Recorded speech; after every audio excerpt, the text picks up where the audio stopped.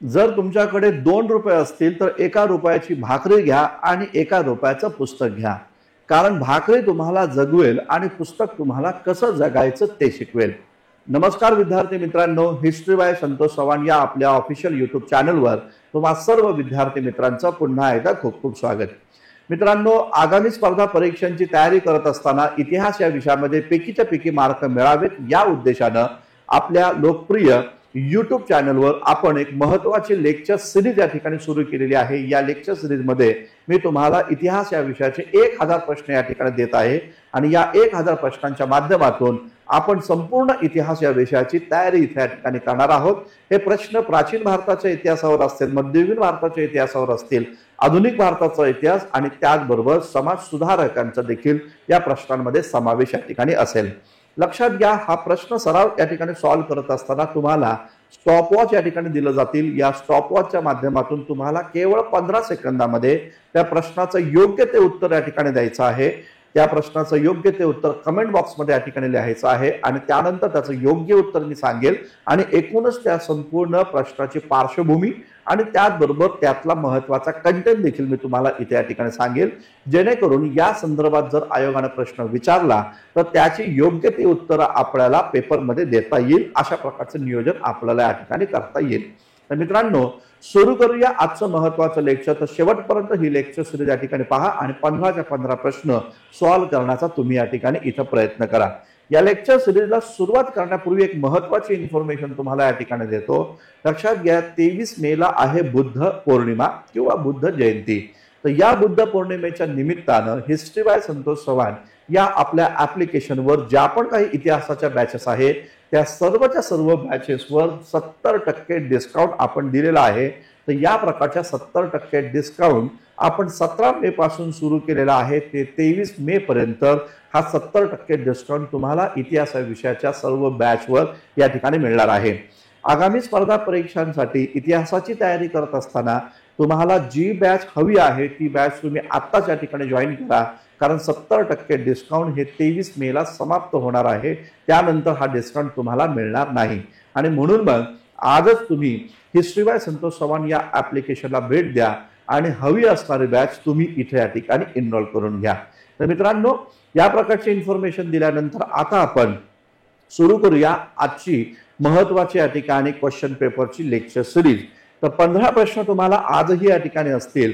तर सुरुवात आपण करतोय आधुनिक भारताच्या इतिहासावरच्या प्रश्नांवर.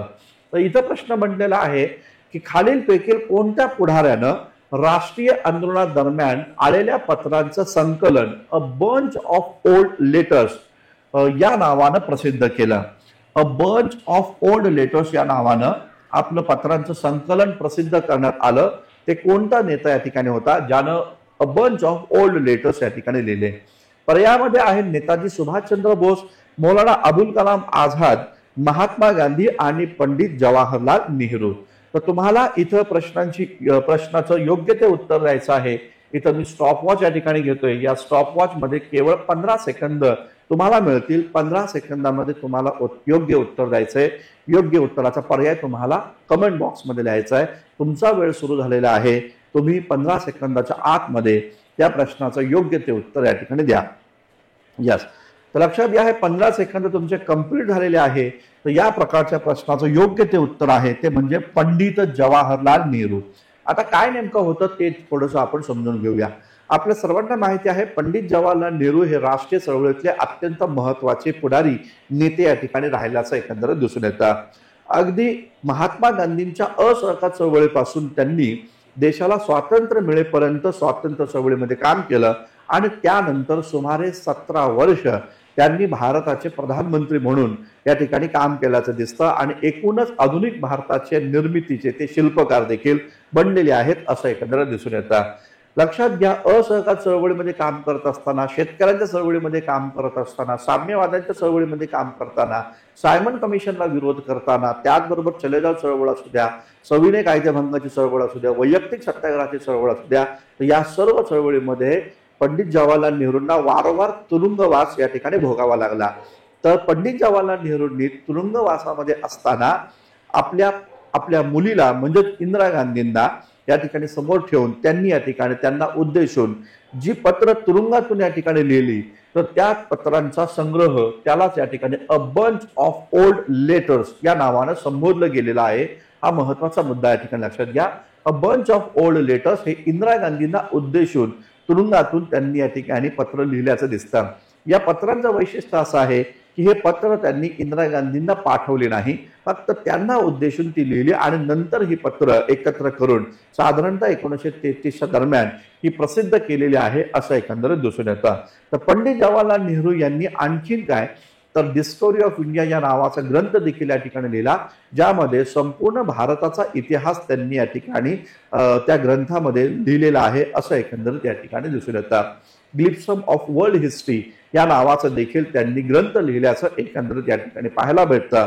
आणि पंडित जवाहरलाल नेहरू यांचं एक आत्मचरित्र देखील या ठिकाणी आहे, ज्या आत्मचरित्राचं नाव आहे अँड ऑटोबायोग्राफी. हे महत्वाचे मुद्दे या ठिकाणी लक्षात घ्या. मौलाना अबुल कलाम आझाद हे एक महत्वाची पर्सनॅलिटी ही या ठीकाणी राहिलेली आहे आपल्या स्वातंत्र्य लढ्यामध्ये. यांनी देखील भारतीय स्वातंत्र्यावर एक महत्वाचा ग्रंथ लिहिला, ज्या ग्रंथाचं नाव होतं इंडिया विन्स फ्रीडम. तर इंडिया विन्स फ्रीडम हे या ठिकाणी मौलाना अबुल कलाम आझाद यांनी या ठिकाणी लिहिल्याचं एकंदरीत या ठिकाणी दिसून येतं. चलो, त्यानंतरचा प्रश्न आता आपण इथे या ठिकाणी पाहूया. पुढचा प्रश्न आपण या ठिकाणी आहे, स्वतंत्र भारताचे प्रधानमंत्री लाहोर येथे स्थापन करण्यात आलेल्या सर्वंट ऑफ इंडियाचे आजीवन संस्थापक सदस्य होते. म्हणजे कोणती अशी व्यक्ती आहे की जी भारताचे प्रधानमंत्री राहिली आणि लाहोर येथे स्थापन करण्यात आलेल्या सर्वंट ऑफ पीपल सोसायटीचे ते आजीवन संस्थापक सदस्य या ठिकाणी होते. अशा प्रकारचा प्रश्न इथे या ठिकाणी आहे. तर तुम्हाला या प्रश्नाचं योग्य ते उत्तर 15 सेकंदामध्ये लिहायचं आहे. तर 15 सेकंदामध्ये त्याचं उत्तर या ठिकाणी द्या. पर्याय समोर आहे, इंदिरा गांधी, मोरारजी देसाई, पंडित जवाहरलाल नेहरू आणि लाल बहादूर शास्त्री. या प्रकारचे प्रश्न आहेत. व्यवस्थितरित्या या प्रश्नाचं योग्य ते उत्तर या ठिकाणी लिहा. हे प्रश्न राज्यसेवेची परीक्षा नजरेसमोर ठेवून या प्रकारचे प्रश्न इथं या ठिकाणी बनवलेले आहेत, हे लक्षात घ्या. तर मित्रांनो, हे 15 सेकंद तुमचे आता इथे कंप्लीट झालेले आहेत. तर लक्षात घ्या, सर्वप्रथम तर आपण पाहू लाहोरमध्ये जी सर्वंट ऑफ पीपल सोसायटीची स्थापना झाली, ती स्थापना कोणत्या वर्षी झाली. तर ही स्थापना 1921 साली झालेली आहे. आणि या प्रकारच्या संघटनेची स्थापना ही लाला लजपत राय जे आहे, हे लाला लजपत राय यांनी या प्रकारच्या संघटनेची स्थापना केल्याचं एकंदरीत या ठिकाणी दिसून येतं. लक्षात घ्या, या संघटनेचं एक मुखपत्र देखील या ठिकाणी लाला लजपत राय या ठिकाणी सुरू करतात. त्या मुखपत्राचं नाव होतं पीपल. तर पीपल या नावाचं मुखपत्र देखील इथे या ठिकाणी सुरू करण्यात आलेलं होतं असं एकंदरीत या ठिकाणी दिसून येतं.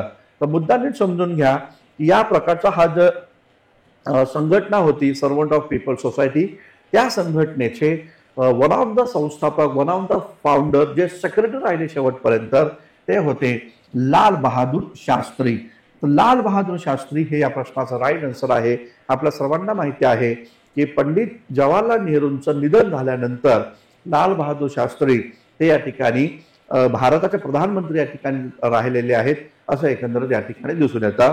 तर लाल बहादूर शास्त्री यांचा कार्यकाळ जर आपण पाहिला तर साधारणतः 1864 पासून या ठिकाणी सुरू होतोय, 1964 पासून सुरू होतोय, तर 1966 पर्यंत त्यांचा या ठिकाणी हा कालखंड आपल्याला या ठिकाणी पाहायला भेटतो. तर 1963-64 पासून ते 1966-67 पर्यंतचा कार्यकाळ हा लाल बहादूर शास्त्री यांचा इथे या ठिकाणी आपल्याला पाहायला भेटतो. तर हा महत्वाचा मुद्दा या ठिकाणी लक्षात घ्या. लाल बहादूर शास्त्री यांच्या कार्यकाळामध्ये 1966 साली हरित क्रांती या ठिकाणी झाली. आणि त्याचबरोबर हा पण महत्वाचा मुद्दा लक्षात घ्या की यांच्या काळामध्ये एक महत्वाचा करार देखील झाला, ज्याला आपण ताश्कंद करार या ठिकाणी म्हणतो. या ताश्कंद कराराच्या माध्यमातून भारत पाकिस्तान दुसरं युद्ध जे होतं ते इथं समाप्त झाल्याचं एकंदरीत पाहायला भेटतं. या प्रकारचा हा महत्वाचा मुद्दा आपण इथे या ठिकाणी लक्षात या ठिकाणी जरूर ठेवा. ठीक आहे. त्यानंतरचा आपण पुढचा प्रश्न आपण इथे या ठिकाणी पाहूया. आता बघा, हा एक प्रश्न आहे, यामध्ये असं म्हटलेलं आहे की इंडियन युनायटेड पेट्रियाटिक असोसिएशन च्या स्थापनेमागे अलीगड स्कूलच्या कोणत्या प्राचार्यांची प्रेरणा होती. अलीगड स्कूलच्या कोणत्या प्राचार्याची प्रेरणा होती इंडियन युनायटेड पेट्रियाटिक असोसिएशन या संघटनेच्या स्थापनेमागे. इथे समोर दिलेले आहेत पर्याय सीड्स, मोरिसन, बेक आणि ऑर्चबोल्ड या प्रकारचे प्रश्न आहेत। तर तुम्हाला इथं योग्य उत्तर द्यायचे केवळ 15 सेकंदामध्ये। तुमचा वेळ सुरू झालेला आहे। येस, पटकन उत्तर या ठिकाणी द्या। जास्तीत जास्त विद्यार्थ्यांनी या आपल्या लेक्चर सिरीजमध्ये सहभागी व्हा आणि योग्य ते उत्तर या ठिकाणी कमेंट बॉक्समध्ये देण्याचा प्रयत्न करा। तर लक्षात घ्या, इथे आपण पाहू शकतो इंडियन युनायटेड पेट्रियाटिक असोसिएशन ही संघटना 1888 ला स्थापन झालेली आहे। ही संघटना 1888 ला स्थापन झालेली आहे। आणि लक्षात घ्या, या प्रकारची संघटना जी स्थापन केली तर ते व्यक्ती कोण होते की ज्यांनी ही संघटना स्थापन केली, तर त्या व्यक्तीचं नाव आहे सर सय्यद अहमद खान। नाव नीट लक्षात असू द्या, सर सय्यद अहमद खान जे आहे हे सर सय्यद अहमद खान यांनी या प्रकारची संघटना स्थापन केल्याचं एकंदरीत या ठिकाणी दिसतं 1888 ला। तर लक्षात घ्या, या संघटने स्थापन करण्यामागची प्रेरणा ही थिओडर बेक यांच्या ठिकाणी होती। हे थिओडर बेक अलीगढ स्कूलचे त्यावेळेचे प्राचार्य राहिलेले आहेत असं एकंदरीत या ठिकाणी पाहायला भेटतं। या संघटनेला मराठीमध्ये भारतीय राजभक्त सभा असं पण या ठिकाणी म्हटलं जातं। काय, तर भारतीय राजभक्त सभा या नावानं पण इथं संबोधलं जातं। हा मुद्दा या ठिकाणी लक्षात घ्या। आणि या प्रकारची ही जी संघटना होती, तर ही संघटना जी होती काँग्रेसमध्ये मुस्लिम जे लोक जात होते त्यांना रोखण्यासाठी काम करत होती। तर मुस्लिमांनी काँग्रेसमध्ये जाऊ नये यासाठी या संघटनेनं काम केल्याचं एकंदर दिसतं। आणि या संघटनेनं भूमिका या ठिकाणी मांडली की भारतातील मुस्लिम समाज हा ब्रिटिश राज्यकर्त्यांसोबत एकनिष्ठ या ठिकाणी आहे। या प्रकारची भूमिका व्यक्त करताना या संघटनेनं काँग्रेसवर या ठिकाणी प्रखर टीका केल्याचं एकंदर दिसतं। याचबरोबर महत्वाचा मुद्दा हा या ठिकाणी लक्षात घ्या की ही जी संघटना या ठिकाणी राहिलेली आहे, तर या संघटनेच्याच वेळेस आपल्याला पाहायला भेटतं लॉर्ड डफरिनला देखील या ठिकाणी बोलवलं गेलं। हे लॉर्ड डफरिन त्यावेळेसचे व्हॉइसरॉय होते आणि लॉर्ड डफरिननं त्या संपूर्ण काळामध्ये काँग्रेसला राष्ट्रद्रोह्यांची संघटना म्हणून उद्देशलं होतं असं एकंदरीत दिसून येतं। आणि सर सय्यद अहमद खान यांनी भूमिका या ठिकाणी घेतली होती की भारत एक सुंदर वधू आहे आणि हिंदू आणि मुस्लिम तिचे दोन डोळे आहेत, तिचे दोन नेत्र आहे, अशी जी भूमिका घेतली होती सर सय्यद अहमद खाननी सुरुवातीच्या काळात, ती भूमिका आता यांनी बदलली। आणि या संघटनेच्या स्थापनेनंतर सर सय्यद अहमद खाननी सरळ भूमिका घेतली की भारतामध्ये दोन राष्ट्र आहेत, एक हिंदूंचं राष्ट्र आहे आणि दुसरं मुस्लिमांचं राष्ट्र आहे। या प्रकारची भूमिका इथं घेतल्याचं एकंदरीत दिसतं। तर सांप्रदायिक वादाला खऱ्या अर्थानं सुरुवात कुठून झाली, तर या संघटनेच्या स्थापनेपासूनच झाल्याचं आपल्याला या ठिकाणी पाहायला भेटतं। तर महत्वाचा मुद्दा लक्षात घ्या, थिओडर बेकच्या सांगण्यावरनं सर सय्यद अहमद खाननी या संघटनेची स्थापना केलेली आहे असं एकंदरीत दिसून येतं। चलो नेक्स्ट क्वेश्चन आहे, थोडासा व्यवस्थित हा क्वेश्चन पहा। या प्रश्नामध्ये काय म्हटलेलं आहे ते आपण पाहूया। डॅडश या बंगाली कलाकारानं कलकत्ता येथे स्टार थिएटरची स्थापना करून समाजातील स्त्रियांवर आधारित समस्यांची भूमिका त्यांनी आपल्या चित्रपटातून मांडली। तर समाजातील स्त्रियांवर ज्या काही अन्य अत्याचार होत होत्या, समाजात स्त्रियांच्या ज्या काही समस्या होत्या, त्या समस्या त्यांनी त्या भूमिकेतून आपल्या चित्रपटात साकारलेल्या आहे। त्यांचं अमर कथा या नावाचं आत्मचरित्र 1933 रोजी प्रसिद्ध झालं। तर ती सिने अभिनेत्री कोण आहे किंवा ती सिने अभिनेता कोण आहे अशा प्रकारचा प्रश्न आहे। गिरीशचंद्र घोष, सत्यजित राय, त्याचबरोबर विनोदिनी दासी आणि प्रथमा कदंबिनी, या प्रकारचा हा प्रश्न आपल्याला आहे।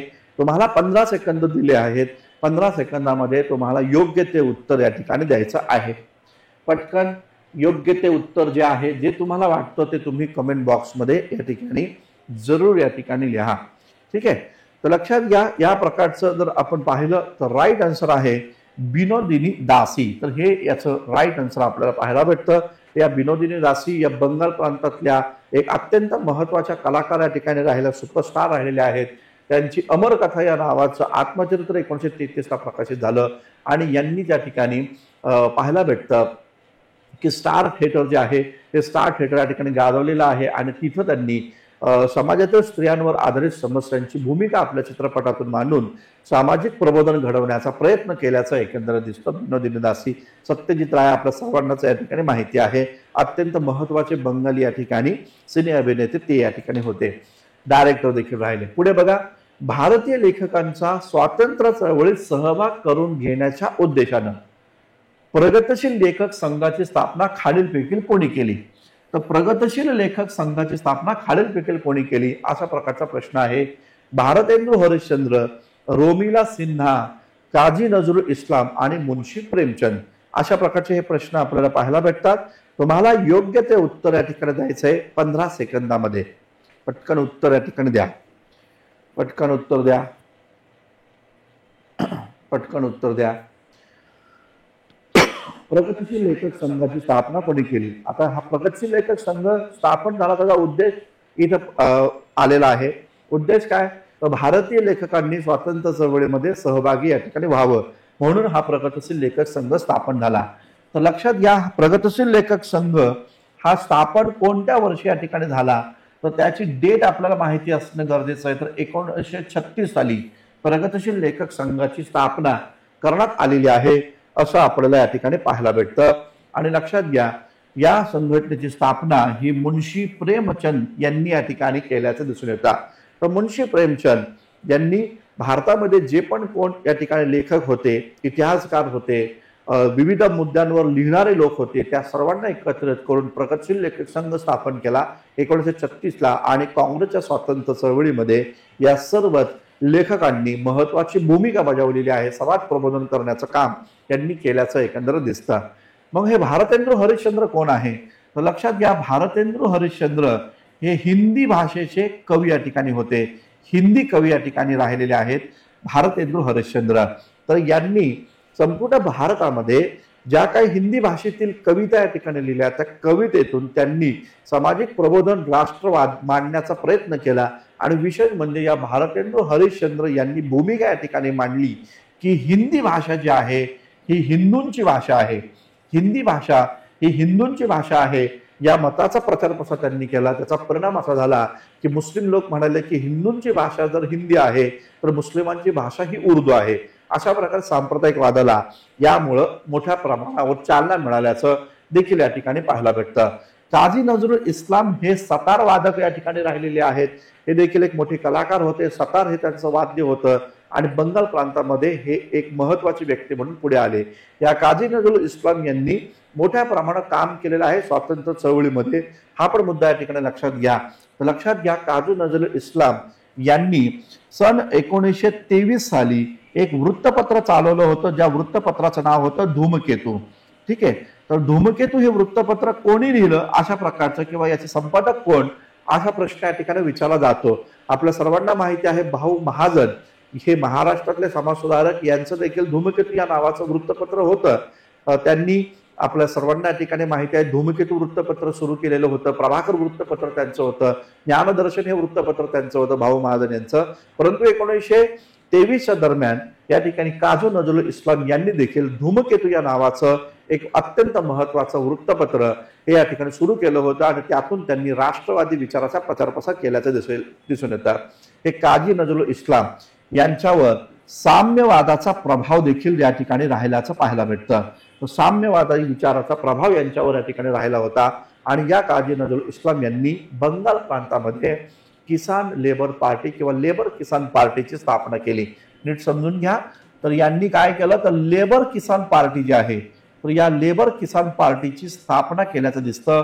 लेबर किसान पार्टीचे वन ऑफ द फाउंडर हे या ठिकाणी काजी नजरुल इस्लाम या ठिकाणी राहिल्याचं दिसतं. लक्षात घ्या, आपल्या सर्वांना माहिती आहे सूर्यसेन. तर जे बंगाल प्रांतामध्ये चिटगाव षड्यंत्र केस या ठिकाणी झालं त्यातला महत्वाचा क्रांतिकारक म्हणजे सूर्यसेन. तर या सूर्यसेनवर 2 लोकांचा प्रभाव होता, एक महात्मा गांधी आणि दुसरे काजी नजरुल इस्लाम यांचा. तर हा पण एक मुद्दा या ठिकाणी लक्षात घ्या. मग ह्या रोमिला सिन्हा कोण आहेत तर लक्षात घ्या, रोमिला सिन्हा देखील एक महत्वाचे ऍक्टिव्हिस्ट आहेत. यांनी स्त्रियांना संघटित करून स्त्रियांच्या समस्यांना वाचा फोडण्याचं काम केलं, त्यावर त्यांनी काम केलं. All India Bengal woman association या नावाचं संघटन त्यांनी चालवल्याचं एकंदर दिसतं. लक्षात घ्या, यांनी संघटना स्थापन केली, all India Bengal woman association. तर यावर प्रश्न विचारला जाऊ शकतो. तर यांचं एक महत्वाचं संघटन आहे ते all India Bengal woman association. हे संघटन सन 1933 साली सुरू केल्याचं एकंदरीत दिसतं रोमिला सिन्हा यांनी. आणि खास करून हे संघटन चाइल्ड ट्रॅफिकिंगसाठी काम करत होतं. जे काही लहान मुलींची तस्करी या ठिकाणी होत होती, वयात आलेल्या स्त्रियांची तस्करी जी होत होती, त्या तस्करीच्या विरोधात रोमिला सिन्हांनी आवाज उठवल्याचं आपल्याला या ठिकाणी पाहायला भेटतं. खूप महत्वाची माहिती ही पण आपल्याला या ठिकाणी दिसून येते. चलो आता यानंतरचा दुसरा प्रश्न आपण या ठिकाणी पाहूया. आता बघा, हा एक प्रश्न आपल्याला या ठिकाणी दिसून येतो. तो प्रश्न काय आहे, तो प्रश्न आधी मी या ठिकाणी वाचून दाखवतो आणि मग याचं आपण या ठिकाणी एक्सप्लेनेशन देखील या ठिकाणी पाहूया. आता बघा, इथं म्हणलेलं की खाली दिलेल्या वर्णनावरनं योग्य पर्याय या ठिकाणी निवडा. त्यांनी सॉक्रेटिसचं चरित्र मराठीमध्ये भाषांतरित केलं. सॉक्रेटिसचं चरित्र मराठीत भाषांतरित केलं. जॉन स्टुअर्ट मिल म्हणजे J.S. मिल यानं लिहिलेल्या प्रिन्सिपल ऑफ पॉलिटिकल इकॉनॉमी या ग्रंथाचे मराठीत भाषांतर त्यांनी केलं. विचार लहरी या नियतकालिकामधून त्यांनी ख्रिस्ती मिशनरी आणि समाज सुधारकांवर टीका केली. ती व्यक्ती कोण आहे? पर्याय आहे विष्णुशास्त्री पंडित, कृष्णशास्त्री चिपळूणकर, विष्णुबुवा ब्रह्मचारी आणि विश्वनाथ नारायण मंडलिक. अशा प्रकारचे पर्याय या ठिकाणी आहे. तुम्हाला योग्य ते उत्तर द्यायचंय केवळ 15 सेकंदामध्ये. 15 सेकंदाचा वेळ तुमचा सुरू झालेला आहे. 15 सेकंदात जे तुम्हाला योग्य उत्तर वाटेल ते तुम्ही या ठिकाणी कमेंट बॉक्समध्ये लिहा.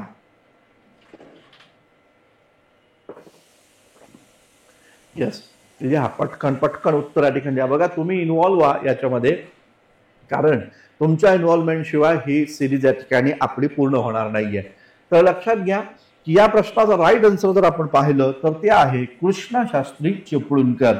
तर कृष्णशास्त्री चिपळूणकर हे महाराष्ट्रातील अत्यंत महत्वाचे सुधारक म्हणून आपण या ठिकाणी पाहतो. तर या कृष्णशास्त्री चिपळूणकर जे होते यांनी शाला पत्रक देखील सुरू केल्याचं आपल्याला पाहायला भेटतं.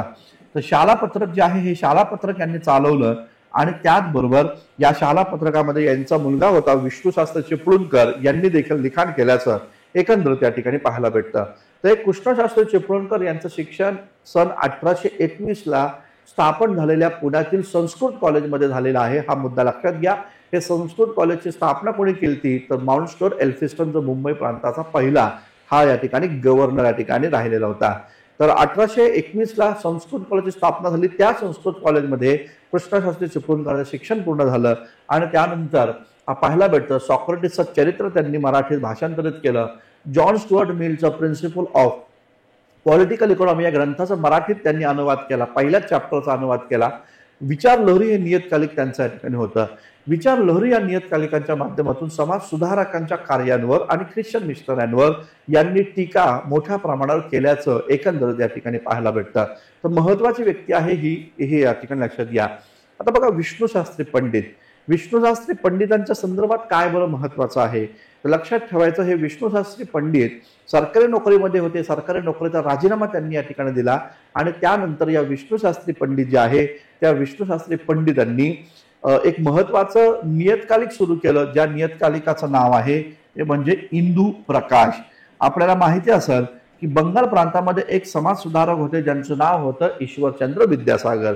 तर ईश्वरचंद्र विद्यासागर यांचा जबरदस्त प्रभाव हा विष्णुशास्त्री पंडितांवर या ठिकाणी राहिला आणि विष्णुशास्त्री पंडितांनी महाराष्ट्रामध्ये या ठिकाणी विधवा पुनर्विवाहाची चळवळ या ठिकाणी सुरू केल्याचं दिसतं. आपल्याला पाहायला भेटतं 1856 विधवा पुनर्विवाह कायदा हा ईश्वरचंद्र विद्यासागर यांच्या प्रयत्नामुळे बंगाल प्रांतामध्ये या ठिकाणी बनला. तर तशा प्रकारे महाराष्ट्रामध्ये देखील विष्णुशास्त्री पंडित, लोकहितवादी आणि न्यायमूर्ती रानडे यांनी विधवा पुनर्विवाह उत्तेजक मंडळाची स्थापना केलेली होती. हा पण मुद्दा या ठिकाणी लक्षात घ्या. विष्णुशास्त्री पंडित जर आपण या ठिकाणी पाहिलं तर त्यांनी ब्राह्मण कन्या विवाह विचार या नावाचा अत्यंत महत्वाचा ग्रंथ लिहिल्याचं देखील पाहायला भेटतं. तर ग्रंथाचं नाव काय आहे तर ब्राह्मण कन्या विवाह विचार. ठीक आहे. तर ब्राह्मण कन्या विवाह विचार या प्रकारचा महत्वाचा ग्रंथ त्यांनी या ठिकाणी लिहिल्याचं एकंदरीत दिसतं. आणि ईश्वरचंद्र विद्यासागर यांनी जो विडो मॅरेज या नावाचा जो ग्रंथ या ठिकाणी लिहिला होता त्या ग्रंथाचं मराठीत भाषांतर हे विष्णुशास्त्री पंडितांनी केल्याचं देखील या ठिकाणी पाहायला भेटतं. हे विष्णुशास्त्री पंडित यांची पहिली पत्नी जेव्हा दगावली तेव्हा त्यांनी कुसाबाई नावाच्या एका विधवेसोबत विवाह केल्याचं एकंदरीत पाहायला भेटतं. तर कुसाबाई या विधवेसोबत या ठिकाणी विवाह करतात विष्णुशास्त्री पंडित. खूप महत्वाची व्यक्ती आपल्याला पाहायला या ठिकाणी भेटते. व्ही.एन. मंडलिक जर आपण पाहिलं, व्ही.एन. मंडलिकांच्या संदर्भात 3 महत्वाच्या गोष्टी या ठिकाणी लक्षात ठेवायच्या. व्ही.एन. मंडलिक पाहायला भेटतात की ज्ञान प्रसारक सभेचे वन ऑफ द फाउंडर होते आणि त्या ज्ञान प्रसारक सभेमध्ये त्यांनी एक महत्वाचा निबंध या ठिकाणी वाचला. त्या निबंधाचं नाव होतं देशकालीन मध्यंतरीय स्थितीचे वर्णन. त्याचबरोबर व्ही.एन. मंडलिक यांचं एक महत्वाचं या ठिकाणी वृत्तपत्र या ठिकाणी होतं ज्याचं नाव होतं नेटिव्ह ओपिनियन. आणि सुरेंद्रनाथ बॅनर्जी यांनी जी इंडियन नॅशनल कॉन्फरन्स बंगालमध्ये ऑल इंडिया लेवलवर जी कॉन्फरन्स आयोजित केली होती 1885ला, तिचं दुसरं अधिवेशन होतं. तर मुंबई प्रांतातून एकमेव व्यक्ती त्या अधिवेशनाला, सुरेंद्रनाथ बॅनर्जींच्या अधिवेशनाला गेली होती, ती म्हणजे व्ही.एन. मंडलिक. तर हा पण एक मुद्दा इथे या ठिकाणी लक्षात घ्या. चलो नेक्स्ट क्वेश्चन आपण इथं पाहूया. आता बघा, हा एक प्रश्न आपल्याला पाहायला भेटतो. व्यवस्थितरित्या आपण हा प्रश्न या ठिकाणी पाहूया. प्रश्न काय आहे तो नीट समजून घेऊ. The precept of Jesus, the guide to peace and happiness हा ग्रंथ लिहून ख्रिश्चन धर्मातील चांगल्या गोष्टी हिंदू धर्मात समाविष्ट करायला हव्यात असे प्रतिपादन खालीलपैकी कोणत्या समाजसुधारकाने केलं? हा प्रश्न आहे. पर्याय आहे केशवचंद्र सेन, विष्णू बुवा ब्रह्मचारी, ईश्वरचंद्र विद्यासागर आणि यापैकी नाही. अशा प्रकारचा हा प्रश्न आपल्याला पाहायला भेटतो. तुम्हाला योग्य उत्तर द्यायचं आहे. तुम्हाला त्यासाठी 15 सेकंद या ठिकाणी मिळत आहेत. हे 15 सेकंदाचा वेळ इथं सुरू झालेला आहे. आत्ता 15 सेकंदामध्ये योग्य उत्तर या ठिकाणी द्या. पर्याय नीट पहा. केशवचंद्र सेन, विष्णुबुवा ब्रह्मचारी, ईश्वरचंद्र विद्यासागर आणि यापैकी नाही. अशा प्रकारचा हे प्रश्न आपल्याला या ठिकाणी पाहायला भेटतात. लक्षात घ्या मित्रांनो, हे 15 सेकंद तुमचे आता इथे कंप्लीट झालेले आहेत. तर लक्षात घ्या, या प्रकारच्या प्रश्नाचं राईट आन्सर आहे यापैकी नाही. मग कोण आहे की ज्या व्यक्तीनं the precept of Jesus, the guide to peace and happiness या नावाचा ग्रंथ या ठिकाणी लिहिला? तर ती व्यक्ती आहे राजा राम मोहन राय. ठीक आहे. राजा राम मोहन राय जे आहे, तर या राजा राम मोहन राय यांनी या ठिकाणी या प्रकारचा महत्वाचा ग्रंथ लिहिला, the precept of Jesus, the guide to peace and happiness. आणि या ग्रंथाच्या माध्यमातून त्यांनी ख्रिश्चन धर्माचा अभ्यास करत असताना ख्रिश्चन धर्मातील चांगल्या बाबी हिंदू धर्मामध्ये समाविष्ट करायला हव्यात या प्रकारची भूमिका त्यांनी सातत्यानं इथं या ठिकाणी मांडल्याचं आपल्याला या ठिकाणी पाहायला भेटतं. याचबरोबर तुहफत उल मुहवाहिदीन हा एक महत्वाचा ग्रंथ आपल्याला या ठिकाणी पाहायला भेटतो. नाव नीट लक्षात असू द्या. तुहफत उल मुहवाहिदीन लक्षात घ्या. तर तुहफत उल मुहवाहिदीन जो आहे, तुहफत उल मुहवाहिदीन, तर हा एक महत्वाचा ग्रंथ त्यांनी या ठिकाणी लिहिला. जो ग्रंथ फारसीमध्ये या ठिकाणी आपल्याला या ठिकाणी दिसून येतो, फारसी भाषेमध्ये होता, तुहफत उल मुहवाहिदीन. याचबरोबर राजाराम मोहन राय यांनी आपल्याला पाहायला भेटतं की गोदिया या नावाचा देखील या ठिकाणी एक ग्रंथ लिहिला. आणि गोदिया हा जो ग्रंथ आहे हा बंगाली भाषेचं व्याकरण म्हणून या ठिकाणी मांडलं जातं. तर लक्षात घ्या, राजाराम मोहन राय अजून काय, तर राजाराम मोहन राय हे अनेक वृत्तपत्र या ठिकाणी सुरू करतात. मिरातुल अखबार, संवाद कौमुदी, त्याचबरोबर बंगदूत हे 3 महत्वाचे वृत्तपत्र राजाराम मोहन राय यांच्या या ठिकाणी राहिल्याचं दिसतं. तर कोणकोणती आहे, तर इथं या ठिकाणी पाहायला भेटतं संवाद कौमुदी हा महत्वाचा त्यांनी या ठिकाणी वृत्तपत्र या ठिकाणी सुरू केलं.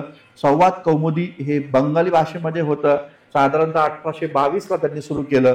त्याच नंतर मिरातुल अखबार जे आहे, मिरातुल अखबार हे एक महत्वाचं वृत्तपत्र या ठिकाणी होतं, ज्याच्यावर नंतर बंदी आणली गेली. ते 1823 साली या ठिकाणी होतं.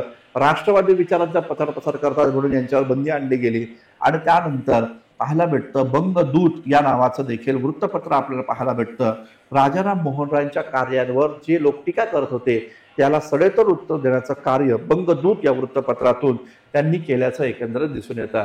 त्यानंतरचा प्रश्न आता आपण इथं पाहूया. लक्षात घ्या, वैदिक धर्माचे वास्तव्य जनतेसमोर आणण्यासाठी भावार्थ सिंधू आणि वेदोक्त धर्म प्रकाश या ग्रंथाची निर्मिती खालीलपैकी कोणी केली? या प्रकारचा हा प्रश्न आपल्याला इथे या ठिकाणी पाहायला भेटतोय. तर भावार्थ सिंधू आणि वेदोक्त धर्म प्रकाश या ग्रंथाची रचना कोणी केली? पर्यायामध्ये बाळशास्त्री जांभेकर, त्याचबरोबर स्वामी दयानंद सरस्वती, विष्णुबुवा ब्रह्मचारी आणि दादोबा पांडुरंग तरखडकर. अशा प्रकारचे इथे पर्याय आहेत. तुम्हाला योग्य उत्तर द्यायचंय 15 सेकंदामध्ये. द्या, पटकन उत्तर द्या. केवळ 15 सेकंद तुम्हाला इथे या ठिकाणी मिळणार आहे. 15 सेकंदामध्ये तुम्हाला या प्रश्नाचं योग्य उत्तर द्यायचंय की कोण ती व्यक्ती आहे ज्यानं वैदिक धर्माचे वास्तव्य जनतेसमोर आणण्यासाठी भावार्थ, सिंधू आणि वेदोक्त धर्मप्रकाश या ग्रंथाची रचना केली. लक्षात घ्या, त्या व्यक्तीचं नाव या ठिकाणी आहे विष्णुबुवा ब्रह्मचारी. तर विष्णुबुवा ब्रह्मचारी हे या प्रश्नाचं राईट आन्सर या ठिकाणी पाहायला भेटतं. तर लक्षात घ्या, यांचं मूळ नाव काय होतं? तर यांचं मूळ नाव होतं विष्णू भिकाजी गोखले. ठीक आहे, तर विष्णू भिकाजी गोखले हे यांचं मूळ नाव या ठिकाणी आपल्याला पाहायला भेटतं. नंतर त्यांनी संन्यास या ठिकाणी घेतलेला होता आणि मग ते विष्णुबुवा ब्रह्मचारी असं या ठिकाणी या नावानं ओळखले गेले. यांच्यावर सातत्यानं आयोग प्रश्न विचारतोय. कंबाईनच्या पेपरमध्ये, राज्यसेवेच्या, UPSC सारख्या पेपरमध्ये देखील यांच्यावर प्रश्न या ठिकाणी असतो. लक्षात घ्या, या विष्णुबुवा ब्रह्मचारी यांना 1857च्या विद्रोहामध्ये सहभाग घेतल्यामुळं इथे या ठिकाणी अटक झालेली होती. 1857च्या विद्रोहामध्ये यांनी काय केलं तर वर्तमान दीपिका या नावाचं एक वृत्तपत्र यांनी सुरू केलं होतं असं एकंदरीत पाहायला भेटतं. वर्तमान दीपिका हे वृत्तपत्र यांनी सुरू केलं, ज्या वृत्तपत्रामध्ये उत्तरेकडच्या बातम्या या दक्षिणेकडे छापल्या 1857च्या विद्रोहाच्या, म्हणून यांना विष्णुबुवा ब्रह्मचारी यांना अटक करण्यात आलेली होती असं एकंदरीत पाहायला भेटतं. ही ती व्यक्ती आहे ज्यांनी समाज सुधारणा देखील गरजेचे आहेत ही भूमिका मांडली. मात्र हिंदू धर्मामध्ये ख्रिश्चन मिशनरी लोक हिंदू धर्मावर जे टीका करतात त्याला सडेतोड उत्तर देखील यांनी दिल्याचं एकंदरीत पाहायला भेटतं. लक्षात घ्या, ही जे व्यक्ती आपल्याला या ठिकाणी दिसून येते तर त्या व्यक्तीचं महत्वाचे इन्फॉर्मेशन काय किंवा त्यांच्याबद्दल इम्पॉर्टंट काय आहे, तर त्यांनी मुंबईच्या समुद्र किनाऱ्यावर जाऊन तिथं ख्रिश्चन मिशनऱ्यांसोबत वादविवाद केल्याचं एकंदरीत या ठिकाणी पाहायला भेटतं. आणि म्हणून समुद्र किनारीवरचा वादविवाद यामध्ये विष्णुबुवा ब्रह्मचारी आणि त्याचबरोबर ख्रिश्चन मिशनरी यांचे संवाद आपल्याला या ठिकाणी पाहायला भेटतात. या विष्णुबुवा ब्रह्मचारी यांनी हिंदू धर्माची महती सांगण्यासाठी भावार्थ, सिंधू आणि वेदोक्त धर्मप्रकाश लिहिला. हे जरी बरोबर असलं तरी त्यांनी सुखदायक राज्य प्रकरणी निबंध हा पण एक महत्वाचा ग्रंथ लिहिल्याचं देखील पाहायला भेटतं. सुखदायक राज्य प्रकरणी निबंध हा एक महत्वाचा ग्रंथ आपल्याला या ठिकाणी पाहायला भेटतो. या ग्रंथामध्ये त्यांनी कार्ल मार्क्सच्याही आधी साम्यवादावर चर्चा केलेली आहे. हा मुद्दा या ठिकाणी लक्षात घ्या. कामगारांच्या सुखदुःखाबद्दलची भाषा त्यांनी या सुखदायक राज्य प्रकरणी निबंध या ग्रंथामध्ये मांडलेली आहे. तर विष्णुबुवा ब्रह्मचारी मोस्ट इम्पॉर्टंट पर्सन हे आपल्याला या ठिकाणी पाहायला भेटतं. यांनी सुधारण्यासाठी देखील विशेष प्रयत्न केले. यांनी भूमिका मांडली की न्याय हा सर्वांना समान असला पाहिजे. समजा एका ब्राह्मण व्यक्तीनं गुन्हा केला आणि एका महार समाजाच्या व्यक्तीनं गुन्हा केला तर न्यायालयामध्ये या दोघांनाही समान न्याय असला पाहिजे. ब्राह्मणाला चांगली वागणूक आणि महाराला वाईट वागणूक असं नसलं पाहिजे ही भूमिका हे या ठिकाणी सातत्यानं मांडतायत. याचबरोबर जर कोणता म्हातारा व्यक्ती किंवा वयानं मोठा असणारा व्यक्ती जर का या ठिकाणी लहान मुलीसोबत विवाह करत असेल तर त्या म्हाताऱ्या व्यक्तीवर गुन्हा दाखल झाला पाहिजे, त्याला या ठिकाणी सामाजिक बहिष्कृत करायला हवं, अशा प्रकारची भूमिका देखील या विष्णुबुवा ब्रह्मचारी यांनी मांडल्याचं एकंदर दिसतं. बाळशास्त्री जांभेकरांबद्दल आपण सातत्यानं पाहत आलेलो आहे की ते पहिले आहेत की ज्यांनी स्त्री शिक्षणाचा पुरस्कार केला. मराठी वृत्तपत्राचे जनक म्हणून त्यांना ओळखलं जातं. 6 जानेवारीला त्यांनी 1832 साली त्यांनी या ठिकाणी दर्पण या नावाचं वृत्तपत्र मराठीतलं पहिलं सुरू केलं. त्यानंतर 1840ला दिग्दर्शन वृत्तपत्र सुरू केलं. त्याचबरोबर जनरल नेटिव्ह लायब्ररी त्यांनी या ठिकाणी सुरू केली. नेटिव्ह इम्प्रुव्हमेंट सोसायटी जी आहे ती त्यांनी या ठिकाणी सुरू केली. रॉयल एस्थेटिक सोसायटीचे ते सदस्य या ठिकाणी राहिले. एस्थेटिक रिसर्च मध्ये लिखाण करणारे पहिली व्यक्ती बाळशास्त्री जांभेकर या ठिकाणी आहे. शेषाद्री प्रकरणामध्ये त्यांना प्रायश्चित्त या ठिकाणी घ्यावं लागलं होतं. बाळशास्त्री जांभेकर हे आद्य इतिहासकार देखील या ठिकाणी म्हणून ओळखले या ठिकाणी जातात. हा पण एक महत्वाचा मुद्दा या ठिकाणी लक्षात घ्या. ज्यांना मराठी भाषेचे पाणिनी म्हणतात ते दादोबा पांडुरंग तरखडकर. या दादोबा पांडुरंग तरखडकरांनी मानव धर्म सभेची स्थापना केली. परमहंस सभा ची स्थापना या ठिकाणी केली. परंतु लक्षात ठेवा, परमहंस सभा जरी दादोबा पांडुरंग तरखडकरांनी स्थापन केली असली तरी देखील दादोबा पांडुरंग तरखडकर या संघटनेचे अध्यक्ष या ठिकाणी नव्हते. तर रामचंद्र बाळकृष्ण जयकर ही व्यक्ती या ठिकाणी आहे जी परमहंस सभेचे अध्यक्ष राहिल्याचं एकंदरीत दिसून येतं. ठीक आहे, तर पुढचा प्रश्न आता आपण इथे या ठिकाणी पाहूया. हा एक महत्वाचा प्रश्न आपल्याला पाहायला भेटतो. खालील विधानांवरून योग्य पर्याय निवडा. इथं म्हणलेलं आहे की श्रमातून संपत्ती निर्माण होते या सूत्राद्वारे त्यांनी दारिद्र्य निर्मूलनाचे धडे दिले. हिंदुस्थानात ज्ञानाबरोबरच तंत्रज्ञान व विविध प्रकारचे उद्योगधंदे वाढावेत अशी त्यांची तळमळ या ठिकाणी होती. स्वदेशात शिक्षणाचा विकास होऊन स्वभाषेत नवे ज्ञान प्रसारित झाल्याशिवाय हिंदुस्थानला जगातील इतर प्रगत देशांच्या बरोबरीचे स्थान मिळणार नाही असे त्यांचे ठाम मत होते. आणि तुम्हाला सांगितलेलं आहे ती व्यक्ती कोण आहे, त्या व्यक्तीचं नाव ओळखा. लोकहितवादी न्यायमूर्ती रानडे, आर.जी. भांडारकर आणि सार्वजनिक काका गवा जोशी. अशा प्रकारचे प्रश्न आहेत. तुम्हाला योग्य उत्तर द्यायचे 15 सेकंदामध्ये. पटकन उत्तर या ठिकाणी द्या.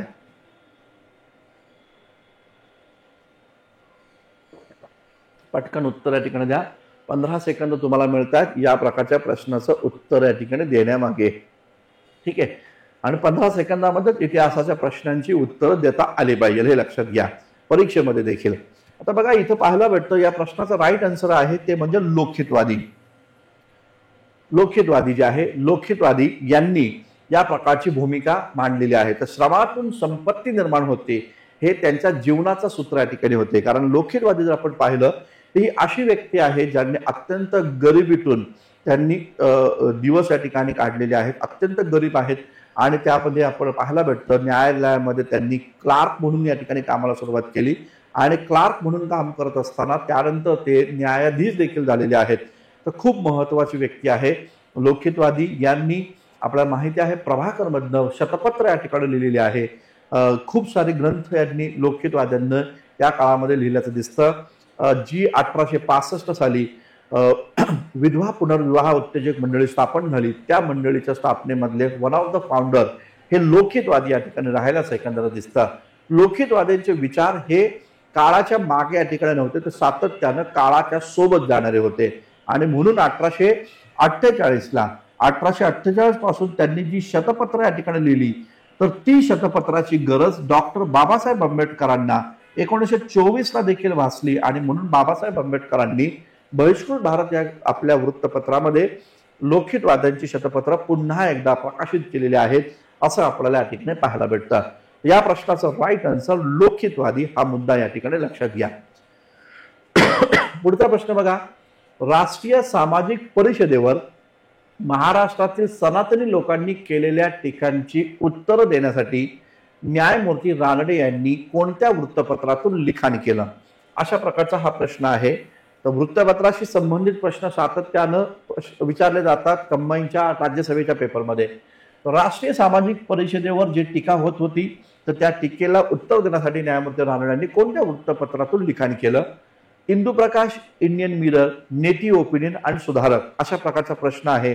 तुम्हाला योग्य ते उत्तर द्यायचे 15 सेकंदामध्ये. 15 सेकंदाचा वेळ तुमचा सुरू झालेला आहे. द्या योग्य ते उत्तर द्या. पटकन द्या. पटकन योग्य उत्तर द्या.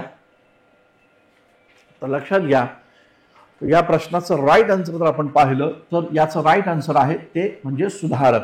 सुधारक हे वृत्तपत्र जर आपण पाहिलं तर लक्षात घ्या हे सुधारक वृत्तपत्र कधी सुरू झालं तर सुधारक वृत्तपत्र सन 1888 ला सुरू झालेलं आहे. आणि हे वृत्तपत्र सुरू करणारे कोण होते तर या ठिकाणी आगरकर होते. ठीक आहे. तर आगरकर जेव्हा केसरी वृत्तपत्र त्यांनी सोडलं त्यानंतर त्यांनी सुधारक नावाचं वृत्तपत्र या ठिकाणी सुरू केलं. इष्ट असेल ते बोलणार, साध्य असेल ते करणार असं त्याचं ब्रीद वाक्य देखील या ठिकाणी राहिलं होतं. आता राष्ट्रीय सामाजिक परिषदेचं इम्पॉर्टन्स काय ते आपण थोडंसं पाहूया. लक्षात घ्या 1885 ला जेव्हा काँग्रेसची स्थापना झाली तेव्हा काँग्रेस एक राजकीय समस्या सोडवणारी संघटना असावी अशी ब्रिटिशांची आणि त्याचबरोबर सर्व जे फाउंडर होते संस्थापक त्यांची इच्छा होती. मात्र न्यायमूर्ती रानडे थोडा वेगळा विचार करत होते. त्यांचं असं म्हणणं होतं की काँग्रेस जो अखिल भारतीय स्तरावरचा एक महत्वाचा राजकीय पक्ष म्हणून समोर आलेला आहे तर या पक्षानं सामाजिक सुधारणा देखील करायला हव्यात.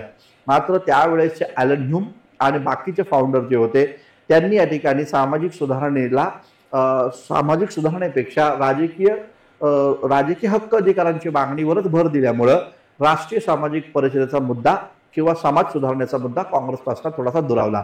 आणि म्हणून मग न्यायमूर्ती रानडे यांनी पुढाकार घेऊन राष्ट्रीय सामाजिक परिषद एक नवं संघटन स्थापन केल्याचं दिसून येतं. आणि या संघटनेचे जे अधिवेशन आहे हे 1887 पासून त्यांनी काँग्रेसच्या स्टेजवर घ्यायचं या ठिकाणी सुरू केलं. तर लक्षात घ्या 1887 ते 1894 या दरम्यानच्या काळामध्ये राष्ट्रीय सामाजिक परिषदेची सर्वच्या सर्व अधिवेशनं ही या ठिकाणी काँग्रेसच्या स्टेजवर सुरू झालेली होत होती असं दिसून येतं.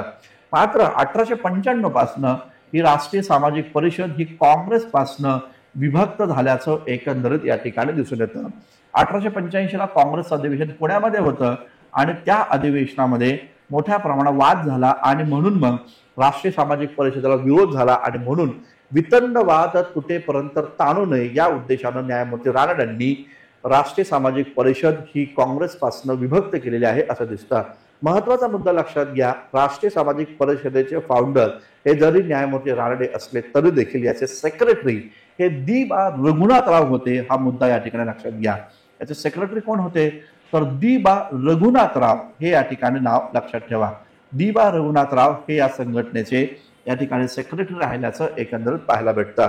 इंदुप्रकाश हे वृत्तपत्र जर आपण पाहिलं तर हे कोणाचं आहे, आत्ताच पाहिलं आपण विष्णू शास्त्री पंडित यांनी इंदुप्रकाश सुरू केलं. इंडियन मिरर जे होतं ते देवेंद्रनाथ टागोर यांनी सुरू केलेलं वृत्तपत्र आहे. नेटिव्ह ओपिनियन हे V.N. मंडलिक यांनी सुरू केलेलं वृत्तपत्र आपल्याला या ठिकाणी पाहायला भेटतं ना. आगरकरांचं होतं ते म्हणजे सुधारक. हा मुद्दा या ठिकाणी लक्षात घ्या. चलो त्यानंतरचा प्रश्न आपण पाहूया. बघा आता इथं प्राचीन भारताच्या इतिहासावरचे प्रश्न हे सुरू झालेले आहेत. तर 10 प्रश्न आपण मॉडर्न इंडियाचे पाहिले. आता आपले प्राचीन आणि मध्ययुगीन भारताच्या इतिहासावरचे प्रश्नांना सुरुवात आपण करतोय. अत्यंत महत्वाचे प्रश्न आहेत एन्शियंट मिडिवलचे. राज्यसभेच्या विद्यार्थ्यांनी आवर्जून हे प्रश्नांची उत्तर या ठिकाणी द्या. आता बघा हा प्रश्न आपल्याला पाहायला भेटतो. इथं म्हणलेलं आहे की खालीलपैकी कोणत्या महाजन पदाच्या 2 अथवा 2 पेक्षा जास्त राजधान्या होत्या. तर महाजन पदावर सातत्यानं प्रश्न येत आहे. लक्षात घ्या, सातत्यानं प्रश्न महाजन पदांवर विचारला जातो. राज्यसभेला असतो, UPSC ला असतो. तर इथं विचारले कोणत्या महाजन पदांच्या 2 अथवा 2 पेक्षा जास्त राजधान्या होत्या. मगध, अवंती, पांचाल, मल्ल, चेदी आणि कुरु असे पर्याय आहेत. तुम्हाला योग्य उत्तर या ठिकाणी द्यायचं आहे आणि पर्याय इथं खाली दिलेले आहेत. तर तुम्हाला या खालच्या पर्यायामधनं योग्य उत्तर द्यायचे. 15 सेकंदाचा वेळ तुम्हाला मिळतोय. महाजन पद मोस्ट इम्पॉर्टंट आहे. इथं प्रश्न येतोच म्हणजे येतोच. लक्षात घ्या. पहा, ज्या विद्यार्थ्यांनी हिस्ट्री बाय संतोष चव्हाण हे आपलं YouTube चॅनल सबस्क्राईब केलं नसेल त्यांनी ते सबस्क्राईब करा. आणि हिस्ट्री बाय संतोष चव्हाण हे ऍप्लिकेशन ज्यांच्याकडे नसेल त्यांनी इथे या ठिकाणी प्ले स्टोअरवर जाऊन हे ऍप्लिकेशन जरूर या ठिकाणी डाउनलोड करा.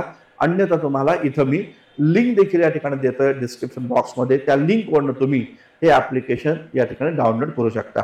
तर बघा हे प्रश्न आपण पाहूया. आता बघा हा प्रश्न पाहूया. तर मगधची राजधानी जर आपण पाहिली तर मगधला किती राजधान्या होत्या. तर मगधला खूप साऱ्या राजधान्या आहेत. जसं की राजगृह आहे, गिरिवृज्य या ठिकाणी आहे, त्याचबरोबर पाटलीपुत्र आहेत. 3 राजधान्या आहेत. राजगृह, गिरिवृज्य, राजगृहाला गिरिवृज्य पण म्हटलं गेलंय आणि इथं पाटलीपुत्र अशा राजधान्या होत्या मगध महाजनपदाला. अवंती जर आपण पाहिलं तर अवंतीला 2 राजधान्या होत्या. तर उज्जैन आणि त्याचबरोबर महिष्मती ही या ठिकाणी अवंतीची राजधानी होती. अवंतीचा राजा प्रद्योत होता. हा मुद्दा या ठिकाणी लक्षात घ्या. प्रद्योतवर आयोगानं विचारलेला आहे. पांचाल जर आपण पाहिलं तर पांचाल हे महत्वाचं या ठिकाणी आहे. आर्य वंशातील, आर्य कुळातील हे राज्य होतं पांचाल. तर पांचालच्या पण 2 राजधान्या होत्या. पांचालची राजधानी या ठिकाणी जर आपण पाहिली तर एक होती कांपिल्य आणि दुसरी होती अहिच्छत्र. कांपिल्य आणि अहिच्छत्र ही या ठिकाणी राजधानी आहे पांचालची. त्याचबरोबर मल्ल जर आम्ही पाहिलं तर मल्लच्या पण 2 राजधान्या आपल्याला पाहायला भेटतात. एक आहे पावा आणि दुसरी आहे कुशीनगर. पावा आणि कुशीनगर ही आपल्याला या ठिकाणी पाहायला भेटतं. पावामध्ये आपल्याला माहिती आहे वर्धमान महावीरांचं निधन झालं आणि कुशीनगरमध्ये सिद्धार्थ गौतम बुद्धांचं या ठिकाणी झालं. चेदीची राजधानी जर आपण पाहिली तर आपल्याला पाहायला भेटतं चेदीला एकच राजधानी या ठिकाणी होती. चेदीची राजधानी होती सोथिवती. ठीक आहे. तर सोथिवती ही या ठिकाणी चेदीची राजधानी आहे. आणि कुरुच्या 2 राजधान्या होत्या. एक म्हणजे हस्तिनापूर आणि दुसरा आहे इंद्रप्रस्थ. तर म्हणजे चेदी सोडलं तर बाकी सर्व महाजनपद त्यांना या ठिकाणी 2 राजधान्या या ठिकाणी आहे. पर्यायामध्ये आपण पाहतो अ ब क त्याचबरोबर ड आणि ई. म्हणजेच काय, इथं पर्याय क्रमांक 2 हे या प्रश्नाचं राईट आन्सर या ठिकाणी पाहायला भेटतं. या प्रकारचा हा प्रश्न आपण इथं पाहिला. 16 महाजन पदांवर सातत्याने प्रश्न येत आहेत. ते 16 महाजन पद व्यवस्थित या ठिकाणी करून घ्या मित्रांनो. चलो नेक्स्ट क्वेश्चन आता आपण इथं पाहूया.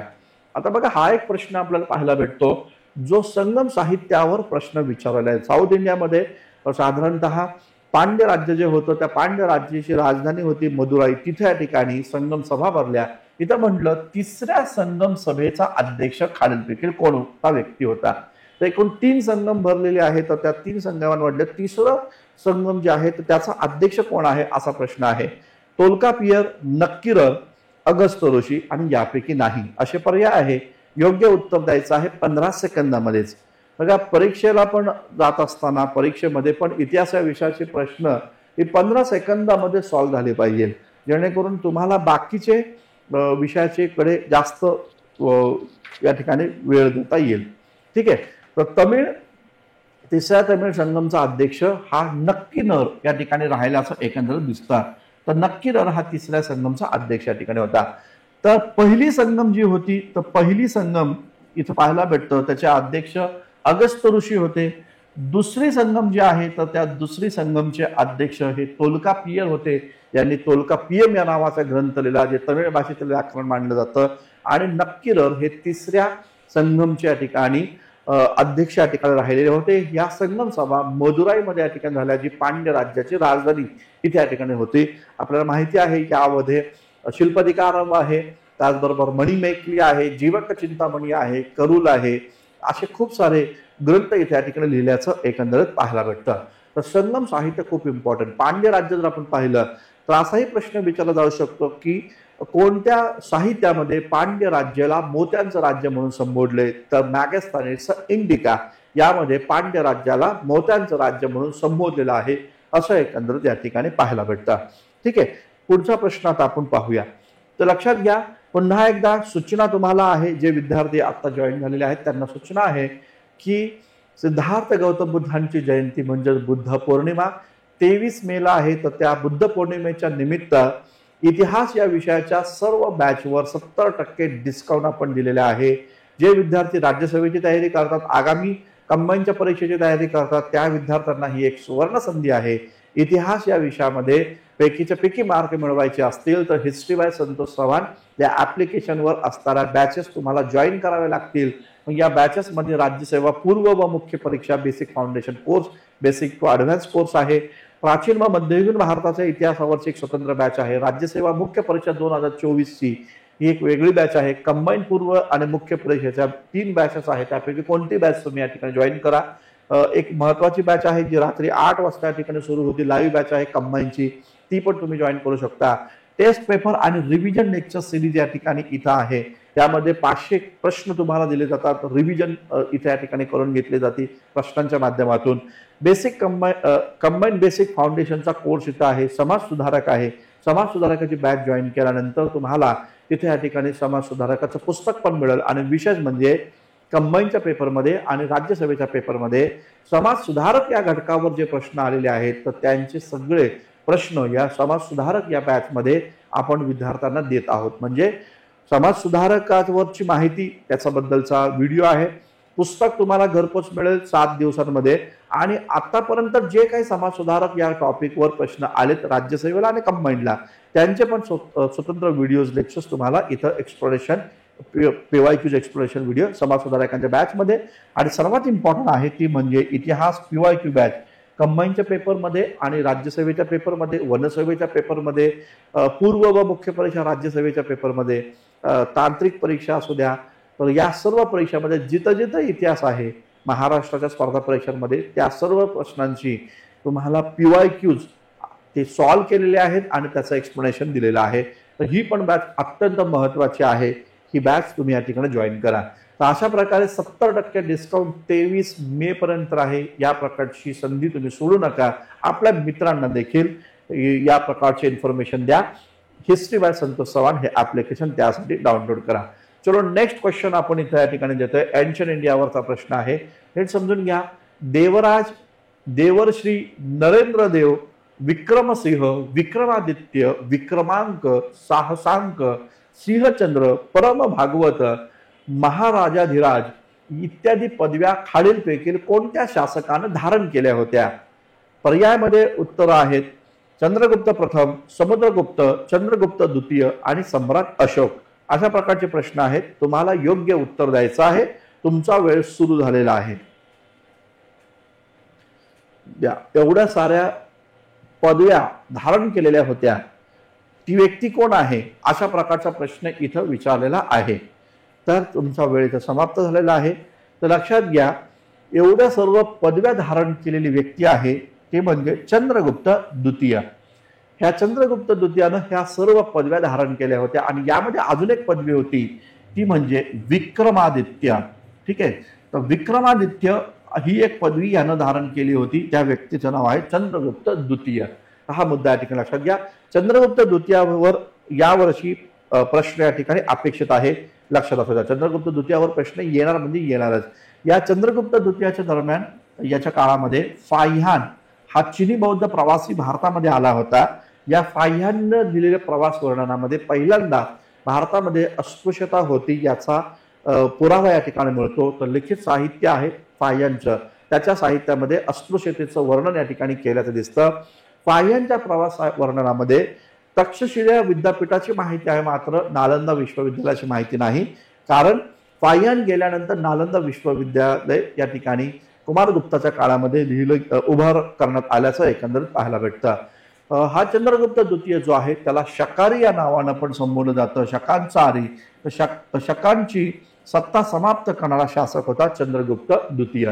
चंद्रगुप्त द्वितीय आणि त्याचबरोबर राणी ध्रुवदेवी यांच्या प्रेमसंबंधांवरची एक महत्वाची कथा आहे.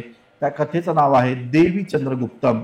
तर देवी चंद्रगुप्तम हा एक महत्वाचा ग्रंथ, नाटक आपण पाहू शकतो, जे विशाखा दत्तानं लिहिलं. विशाखा दत्त हे चंद्रगुप्त द्वितीयाच्या दरबारातील एक महत्वाचे त्या ठिकाणी विद्वान होते. याचा दरबार हा नवरत्न दरबार देखील प्रसिद्ध आहे. हा पण मुद्दा या ठिकाणी लक्षात घ्या. समुद्रगुप्तावर खूप सारे प्रश्न आले. समुद्रगुप्ताबद्दल एक महत्वाची इन्फॉर्मेशन लक्षात घ्या. यानं काढलेल्या कॉइन्सवर तो वीणा वाजवतानाचं चित्र पाहायला भेटतं. हा एक संस्कृतचा पंडित देखील होता आणि वीणा वादक देखील या ठिकाणी राहिला आहे. असा हा समुद्रगुप्त आपल्याला पाहायला भेटतो. चलो, त्यानंतरचा प्रश्न आपण पाहूया. आता बघा, इथं प्रश्न दिलेला आहे तो म्हणजे मिडिवल इंडियावरचा प्रश्न आहे. मिडिवल इंडियावरचा हा प्रश्न आहे. योग्य जोड्या जुळवा. गेसुदरात, मिन्हाज सिराज, महमूद गवा आणि श्रीनाथ म्हणजे हे सगळे मध्ययुगीन भारतातील एक महत्वाच्या ठिकाणी कवी म्हणा, इतिहासकार म्हणा, हे सगळे या ठिकाणी आहे. तर यांनी लिहिलेलं जे लिखाण आहे ते इथं समोर आहे. तर तुम्हाला यांच्या जोड्या जुळवायच्या आहेत. तुमचा वेळ सुरू होतोय आता. 15 सेकंद तुम्हाला मिळत आहेत. 15 सेकंदामध्ये तुम्हाला या प्रश्नाचं उत्तर द्यायचंय की गेसुदराजनं काय लिहिलं, मिन्हाज सिराजनं काय लिहिलं, महमूद गवानं काय लिहिलं आणि श्रीनाथनं काय लिहिलं. तर काय नेमकं आहे त्याचा पर्याय तुम्ही आपल्या कमेंट्समध्ये या ठिकाणी लिहा. आता बघा, इथं आपल्याला पाहायला भेटतं की जेव्हा पण जोड्या जुळवावर प्रश्न विचारला जाईल तर समजायचं की हा प्रश्न आपल्याला सॉल्व्ह होणार, कारण सोपा प्रश्न आहे. कारण का की इथं एक किंवा दोन जोड्या जुळल्या की योग्य उत्तरापर्यंत सहजरित्या पोहोचता येतात. मग हे जे संत गेसुदराज एक सुफी संत होते, त्यांनी काय लिहिलं तर त्यांनी मिशजल आशकीन लिहिलं. लक्षात घ्या, मिशजल आशकीन हे उर्दू मधलं पहिला ग्रंथ मानला जातो. उर्दू भाषेतला पहिला ग्रंथ मिशजल आशकीन या ठिकाणी मानला जातो. महत्वाचा मुद्दा हा या ठिकाणी लक्षात घ्या. मिन्हाज सिराज जर आपण या ठिकाणी पाहिला तर हा मिन्हाज सिराज हा अल्तमश दरबारातला महत्वाचा इतिहासकार या ठिकाणी आहे, ज्यानं तबाकत ए नासिरी या नावाचा ग्रंथ लिहिला. मिन्हाज सिराज. तबाकत ए नासिरी या ग्रंथाचं वैशिष्ट्य काय तर या ग्रंथामध्ये पाहायला असं भेटतं या ठिकाणी पहिल्यांदाच भारताला हिंदुस्थान म्हणून संबोधलेलं आहे तबाकत ए नासिरीमध्ये. महमूद गवा जर आपण या ठिकाणी पाहिला तर महमूद गवाचा पत्रसंग्रह जो आहे, महमूद गवा जर आपण पाहिला त्याचा पत्रसंग्रह हा आपल्याला मलिक उल तुजात या नावानं ओळखला जातो. महमूद गवा हा आपल्याला माहिती असेल की बहमनी साम्राज्य जे होतं त्या बहमनी साम्राज्यातला अत्यंत महत्वाचा या ठिकाणी व्यक्ती होता महमूद गवा, ज्यानं या ठिकाणी बहमनी साम्राज्यामध्ये एक सिस्टीम आणली जिला आपण तरफदारी सिस्टीम या ठिकाणी म्हणतो. तरफदारी पद्धत ही आणणारा महमूद गवा या ठिकाणी आहे. हा मुद्दा या ठिकाणी लक्षात घ्या. तर या नंतर आहे श्रीनाथ. तर श्रीनाथ याने या ठिकाणी हर विलासम या नावाचा एक महत्वाचा ग्रंथ या ठिकाणी लिहिल्याचं एकंदरीत या ठिकाणी दिसून येतं. म्हणजे इथे पाहायला भेटतं की जोडी कशी जोडती बघा, की पहिला आहे ते म्हणजे मिशेल आस्किर. म्हणजे एक पर्याय जरी मिळाला तर राईट आन्सर तुम्हाला जरूर इथे या ठिकाणी मिळतं. पर्याय क्रमांक 2 हे या प्रश्नाचं राईट आन्सर या ठिकाणी आहे. बऱ्याचशा विद्यार्थ्यांनी इथे या ठिकाणी योग्य उत्तर लिहिलं असणारच. चलो त्यानंतरचा प्रश्न आपण पाहूया. तर लक्षात घ्या, हा एक प्रश्न आहे थोडासा आर्ट अँड कल्चरशी संबंधित प्रश्न आहे. असे प्रश्न सातत्यानं आयोगाने विचारलेले आहे. स्थापत्य कलेत प्यात्रा दायरा पद्धत खालीलपैकी कोणत्या शासकाने आणली? तर प्यात्रा दायरा ही पद्धत खालीलपैकी कोणत्या शासकाने आणली असा प्रश्न आहे. अकबर आहे, बाबर आहे, शहाजहान आहे आणि जहांगीर आहे. तर योग्य उत्तर तुम्हाला या ठिकाणी द्यायचं आहे. तुमचा वेळ सुरू होतोय आता. तर स्थापत्य कलेत प्यात्रा दायरा पद्धत खालीलपैकी कोणत्या शासकानं सुरू केली असं इथं प्रश्न दिलेला आहे. ठीक आहे, उत्तर द्या पटकन. तर लक्षात घ्या, आधी आपण समजून घेऊया प्यात्रा दायरा काय नेमकी सिस्टीम आहे. आता बघा, मध्य कालखंड जर आपण पाहिला तर या मध्य कालखंडामध्ये जे शासक लोक होते ते शासक लोक आपल्याला पाहायला भेटतात धर्मानं इस्लामिक होते, म्हणजे मुस्लिम धर्माचे होते. त्यांनी जे स्थापत्य निर्माण केलं त्या स्थापत्यामध्ये त्यांनी कुराणांचे पवित्र संदेश स्थापत्यामध्ये कोरण्याचं काम या ठिकाणी केलं. त्यामुळं मध्य काळातील स्थापत्य कला ही धार्मिक स्वरूपामध्ये या ठिकाणी पाहायला भेटते. तर या प्रकारच्या स्थापत्य कलेला धर्मनिरपेक्ष कला म्हणून इथे या ठिकाणी आणलं ते या ठिकाणी जहांगीरनं. आणि हे जे जहांगीर जो होता तर त्या जहांगीरनं या स्थापत्य कलेमध्ये एक महत्वाची भूमिका घेतली, ज्याला आपण प्यात्रा दायरा असं या ठिकाणी म्हटलं जातं. मग यामध्ये त्यांनी काय केलं तर या ठिकाणी त्यानं झाडांची पानं, झाडांची फुलं यांच्या आकृत्या इथे या ठिकाणी काढल्या. आणि या आकृत्यांमध्ये म्हणजे कुराणांची आयती लिहिण्यापेक्षा त्यानं त्या स्थापत्यामध्ये निसर्गाची पानांची, फुलांची चित्र या ठिकाणी काढली. आणि त्या पानांच्या आणि फुलांच्या त्या प्रकारच्या स्थापत्यामध्ये त्यानं विविध प्रकारचे रत्न जडित या ठिकाणी दगड तिथे या ठिकाणी लावलेले आहेत, जेणेकरून ते चमकदार या ठिकाणी दिसेल. जर जहांगीरनी जे काही किंवा मुघलांचं जे स्थापत्य तुम्ही पाहिलं तर मुघलांच्या स्थापत्यामध्ये फुलांच्या पाकळ्या दिसतात, त्याचबरोबर या ठिकाणी पानं या ठिकाणी दिसतात. तर ती पानांना जी चकाकी आणली जाते त्यामध्ये त्यांनी या ठिकाणी असे मौल्यवान दगड तिथे या ठिकाणी लावलेले आहेत की त्याच आकाराचे मौल्यवान दगड तिथे या ठिकाणी लावलेले आहेत. तर ती जी व्यवस्था आहे त्या व्यवस्थेला प्यात्रा दायरा म्हटलं जातं. आणि हे प्यात्रा दायरा आणणारा या ठिकाणी जहांगीर या ठिकाणी होता. हा महत्वाचा मुद्दा या ठिकाणी लक्षात असू द्या. या प्रकारचे इथं प्रश्न विचारला जाऊ शकतो. जहांगीरचा अजून एक या ठिकाणी आहे. तर जहांगीरनं प्रशासनामध्ये द्विअस्पा सिंह अस्पा ही सिस्टीम आणली.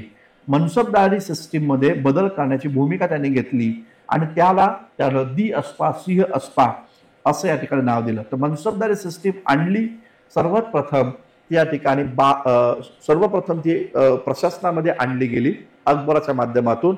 आणि त्या सिस्टीमला द्विअस्पा सिंह अस्पा मध्ये कन्वर्ट केलं ते म्हणजे जहांगीरनी. हा मुद्दा या ठिकाणी लक्षात घ्या. बॅचमध्ये प्राचीन आणि मध्ययुगीन भारताच्या बॅचमध्ये द्विअस्पा सिंह अस्पा काय आहे हे डिटेल्स मध्ये आपण या ठिकाणी लिहिलेलं आहे, सांगितलेलं आहे. तर मित्रांनो, या पद्धतीनं आपण इतिहास या विषयावर जे 15 प्रश्न आहेत ते 15 प्रश्न पाहिले, त्यांची उत्तरं पाहिलेली आहेत, एक्सप्लेनेशन पाहिलेलं. हे लेक्चर तुम्हाला कसं वाटलं त्याबद्दल तुम्ही कमेंट बॉक्समध्ये जरूर या ठिकाणी लिहा, अभिप्राय आपला नोंदवा.